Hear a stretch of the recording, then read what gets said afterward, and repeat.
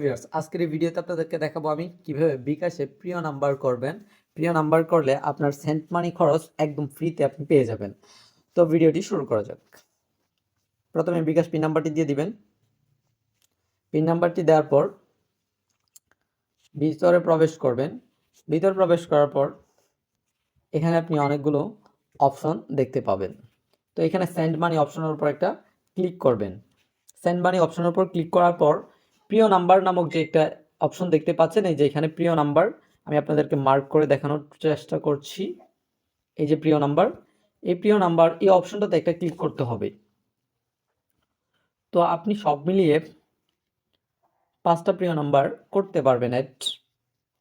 আমি অলরেডি একটা প্রিয় নাম্বার অ্যাড করে ফেলেছি। এবং প্রিয় নাম্বারের একটা লিমিট রয়েছে 25,000 সর্বোচ্চ ফ্রি লিমিট। তো আপনি এখানে এই যে যোগ করুন বাটনে ক্লিক করবেন যখন,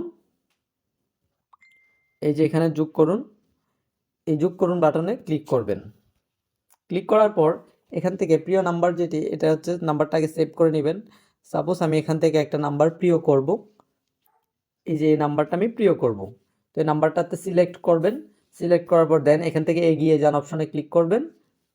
হ্যাঁ, এটা কিন্তু এখন আপনাকে একটা পাসওয়ার্ড দিতে হবে। আপনার যে বিকাশ পাসওয়ার্ডটি রয়েছে সেই পাসওয়ার্ডটা দিয়ে ডান করে দিবেন। প্রিয় নাম্বার যুক্ত হয়ে গেছে। এই যে দুইটা প্রিয় নাম্বার দেখতে পাচ্ছেন, দুইটা প্রিয় নাম্বার কিন্তু আমি যোগ করে ফেলেছি।